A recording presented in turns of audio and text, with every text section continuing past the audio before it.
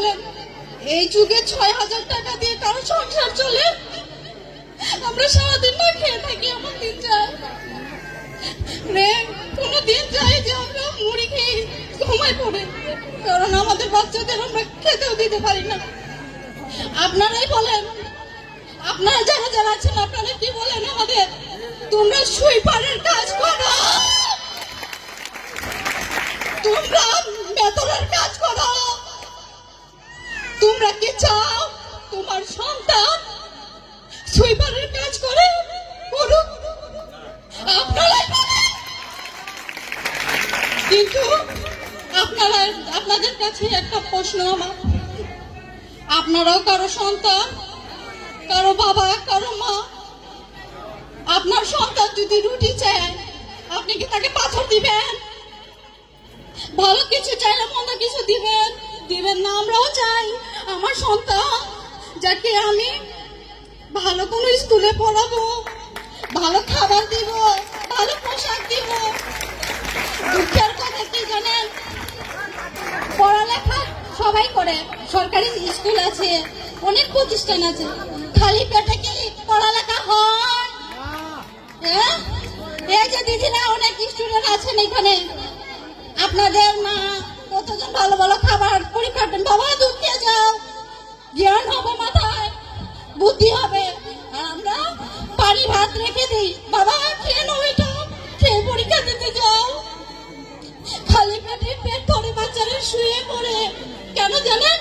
আমাদের কোনো চাকরি নেই। আপনারা খোঁজ নিয়ে দেখেন, আমাদের এলাকায় বাসপুর সমাজের কারো কিন্তু সরকারি চাকরি নাই, কোন মহিলার রাস্তার চাকরি নাই। খোঁজ করে দেখেন, খোঁজ করুন। আমরা মিথ্যা বলছি না, আমরা কোনো মিথ্যা বলছি না। আমার স্বামী একটা ব্যাংকের চাকরি করতো, ৩,০০০ টাকা বেতন পেত, আবার ওই চাকরিটাও চলে গেছে। আমি নিজে দোকানে দোকানে ঘুরেছি, আমাকে একটা চাকরি দিবেন, আমি মুছে দিব, ময়লা ফেলে দিব, বাথরুম ধুয়ে দিব।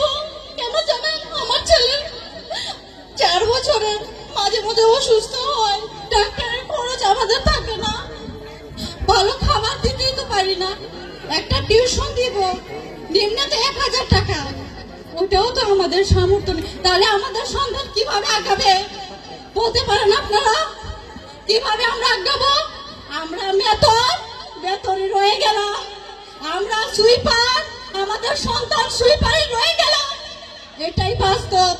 তারপরে আমরা আশা প্রত্যাশী, যেই আসেন সবাই আমাদেরকে কথা দিয়ে যান, তোমাদের এমন অবস্থায় থাকতে হবে না, তোমরা ভালো পথে যাবে, তোমাদের সন্তান লেখাপড়া করবে, অনেক কিছুই আপনারা আশা দেন। তাহলে কেন ভুলে যান বলতে পারেন? আচ্ছা, অনেকেই ডাক্তার ছিলেন, অসুস্থদের ডাক্তারের প্রয়োজন হয়, সুস্থদের তো প্রয়োজন হয় না। কেন ম্যাডাম?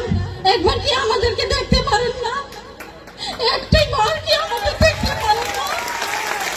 কি কারণে? আমরা কি দোষ করেছি বলতে পারেন? কি অপরাধ আমাদের? আপনাদের ভালোর জন্য আপনাদের ঘর বাড়ি থেকে নিয়ে রাস্তাঘাট আমরা পরিষ্কার করি, একটি বার কি আপনাদের চোখে পড়ে না আমাদের সন্তানের কথা? কি একটু ভাবতে পারেন না আপনারা? একটি বার ভাবতে পারেন না যে আমার সন্তান যেন একটা ভালো স্কুলে পড়ে, আমার সন্তান একটু ভালো খাবার খেতে পারছে না, আমাদের কোনো চাকরি নাই, কোনো কিছু নেই। দয়া করে আমাদের দিকে একটু তাকান, দয়া করুন, আচর করে আপনাদের কাছে মিনতি করছি। যদি আপনি যদি পাস করেন ম্যাডাম, অবশ্যই আমাদের দিকে একটু তাকান।